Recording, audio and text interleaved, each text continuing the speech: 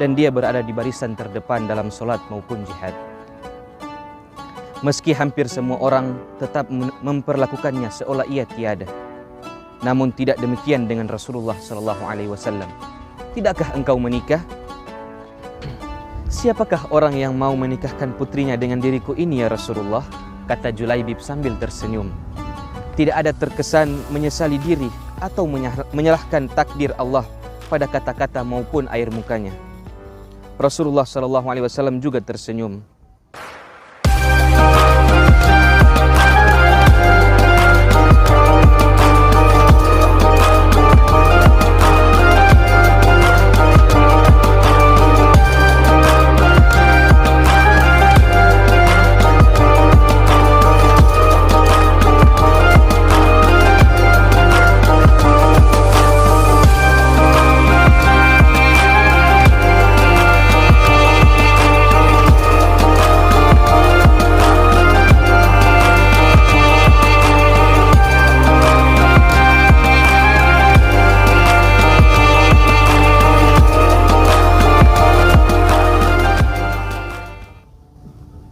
Assalamualaikum warahmatullahi wabarakatuh. Alhamdulillahi rabbil alamin wa bihi nasta'in wa ala umuri dunya waddin. Wassalatu wassalamu ala asyrafil anbiya'i wal mursalin sayyidina wa maulana Muhammadin wa ala alihi wa sahbihi ajma'in, amma ba'd. Sahabat, kembali lagi dalam program terbaru kami, Hayatus Sahabah. Saya Fikran bin Saleh Minabari akan membawakan salah satu kisah sahabat Nabi Muhammad SAW yang bernama Julaibib radhiyallahu anhu. Sahabat, ada satu hadis Nabi Muhammad SAW yang populer di kalangan umat muslim, terutama bagi mereka para penuntut ilmu. Dari Abu Hurairah radhiyallahu anhu, ia berkata bahwa Rasulullah SAW bersabda, sesungguhnya Allah tidak melihat pada bentuk rupa dan harta kalian. Hadis riwayat Muslim. Hadis ini sejalan dengan salah satu firman Allah Subhanahu wa taala dalam Al-Qur'an yang artinya, sesungguhnya orang yang paling mulia di sisi Allah adalah orang yang paling bertakwa di antara kamu. Quran surah Al-Hujurat ayat 13. Ada satu kisah sahabat Nabi Muhammad SAW yang begitu menyentuh hati karena memilih berjihad bersama Rasulullah SAW daripada kenikmatan dunia. Allah pun menjadikannya syahid dan menjadi rebutan para bidadari surga. Namanya Julaibib radhiyallahu anhu. Begitulah ia dipanggil. Namanya menunjukkan kalau ciri fisiknya yang kerdil dan pendek. Nama Julaibib merupakan nama yang tidak biasa dan tidak lengkap. Nama ini bukan ia sendiri yang menghendaki, bukan pula orang tuanya. Julaibib hadir ke dunia tanpa mengetahui siapa ayah dan siapa ibunya. Tampilan fisik dan kesehatan Julaibib yang lusuh menjadi alasan orang lain tidak mau dekat dengannya. Wajahnya terkesan sangar, pendek, bunguk, kakinya pecah-pecah tidak beralas. Tidak ada rumah untuk berteduh, tidur hanya berbantarkan tangan, berkasurkan pasir dan kerikil, tidak ada perabotan, minum hanya dari kolam umum yang diambil dengan telapak tangan. Abu Barzah, pemimpin Bani Aslam, sampai-sampai berkata tentang Julaibib, jangan pernah biarkan Julaibib masuk di antara kalian. Demi Allah, jika dia berani begitu, aku akan melakukan hal yang mengerikan padanya. Demikianlah keadaan Julaibib kala itu.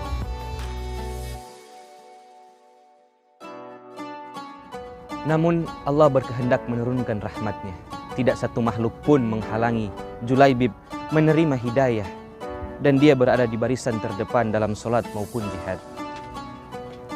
Meski hampir semua orang tetap memperlakukannya seolah ia tiada, namun tidak demikian dengan Rasulullah SAW, sang rahmat bagi semesta alam. Julaibib yang tinggal di Sufah Masjid Nabawi suatu hari ditegur oleh Rasulullah SAW. Julaibib, begitu lembut beliau, Rasulullah SAW memanggil, tidakkah engkau menikah? Siapakah orang yang mau menikahkan putrinya dengan diriku ini ya Rasulullah? Kata Julaibib sambil tersenyum. Tidak ada terkesan menyesali diri atau menyalahkan takdir Allah pada kata-kata maupun air mukanya. Rasulullah SAW juga tersenyum. Mungkin memang tidak ada orang tua yang berkenan pada Julaibib. Namun hari berikutnya ketika bertemu dengan Julaibib, Rasulullah SAW kembali menanyakan hal yang sama. Julaibib, tidakkah engkau menikah? Dan Julaibib menjawab dengan jawaban yang sama. Pada hari ketiga itulah Rasulullah SAW memegang tangan Julaibib dan membawanya ke salah satu rumah pemimpin Ansar. Aku ingin menikahkan putri kalian, kata Rasulullah pada si pemilik rumah. Betapa indahnya dan betapa berkahnya. Demikian respon pemilik rumah dengan wajah berseri-seri, mengira bahwa sang nabilah calon menantunya. Oh ya Rasulullah, ini sungguh akan menjadi cahaya yang menyingkirkan temaram di rumah kami. Tetapi bukan untukku, kata Rasulullah. Kupinang putri kalian untuk Julaibib. Tegas, kata Rasulullah. Julaibib? Nyaris terpekik ayah sang gadis. Ya, untuk Julaibib. Ya Rasulullah, saya harus meminta pertimbangan istri saya tentang hal ini, kata ayah sang gadis. Dengan Julaibib, istrinya menjawab, bagaimana bisa? Julaibib berwajah lusuh, tidak bernasab, tidak berkabilah, tidak berpangkat, dan tidak berharta. Demi Allah, tidak akan pernah putri kita menikah dengan Julaibib. Terlintas di benaknya, apa kata orang jika putriku menikah dengan Julaibib radhiyallahu anhu? Bagaimana martabat keluarganya? Perdebatan itu tidak berlangsung lama. Dari balik tirai sang putri berujar, siapa yang meminta? Sang ayah dan sang ibu pun menjelaskannya. Apakah kalian hendak menolak permintaan Rasulullah? Demi Allah, kirim aku padanya. Dan demi Allah, karena Rasulullah yang meminta, maka tidak akan membawa kehancuran dan kerugian bagiku, kata sang gadis soleha itu. Lalu membaca ayat yang artinya, dan tidaklah patut bagi lelaki beriman dan perempuan beriman, apabila Allah dan Rasulnya telah menetapkan suatu ketetapan, akan ada bagi mereka pilihan lain tentang urusan mereka.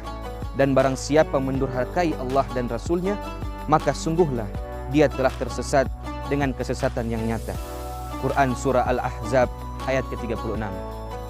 Dan sang Nabi dengan tertunduk berdoa untuk sang gadis soleha itu. Ya Allah, limpahkanlah kebaikan atasnya dalam kelimpahan yang penuh berkah.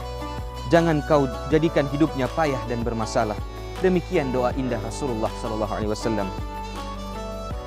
Maka benarlah doa Rasulullah SAW. Tak lama kemudian Allah karuniakan jalan keluar baginya.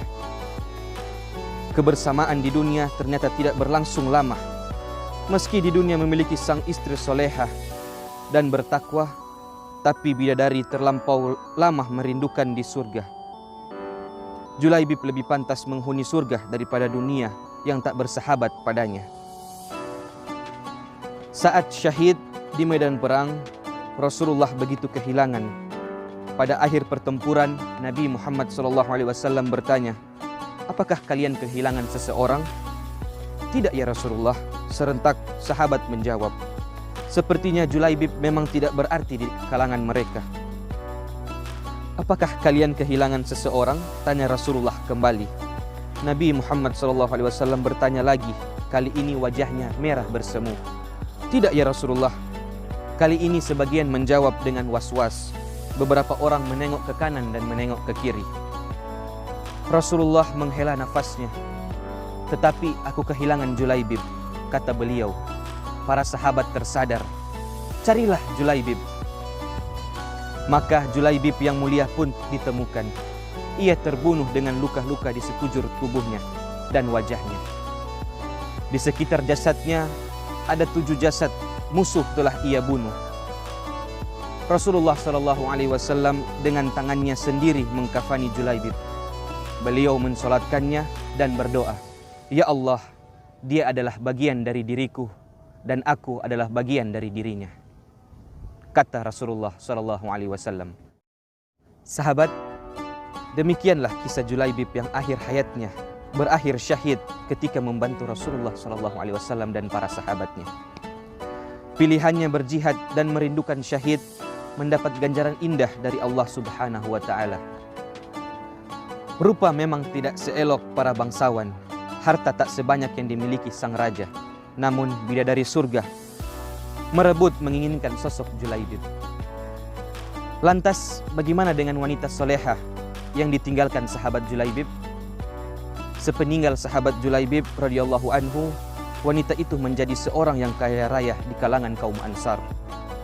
Semua itu berkat doa Rasulullah sallallahu alaihi wasallam, yaitu ketika beliau sallallahu alaihi wasallam berdoa, "Ya Allah, curahkanlah dan jangan engkau menggambarkan kehidupan yang susah." Dengan doa Rasulullah sallallahu alaihi wasallam ini, ia mendapat keberkahan dalam kehidupannya. Sahabat, tepatlah kiranya kita menyimpulkan bahwa ketakwaan merupakan harta paling berharga di sisi Allah Subhanahu wa Ta'ala. Sebab kekayaan, rupa maupun kedudukan di dunia akan lenyap begitu ajal datang menghampiri pemiliknya. Dengan kisah Julaibib ini, insya Allah bisa meningkatkan keimanan serta ketakwaan kita kepada Allah Subhanahu wa Ta'ala. Insya Allah dengan selalu berpegang kepada ketetapan yang telah Allah berikan kepada kita, dengan ikhlas dan penuh kesabaran, kita termasuk dalam golongan orang-orang yang dicintai oleh Allah dan dicintai oleh Rasulnya. Amin, amin, Allahumma amin. Sahabat, inilah hayatus sahabah Julaibib radhiyallahu anhu.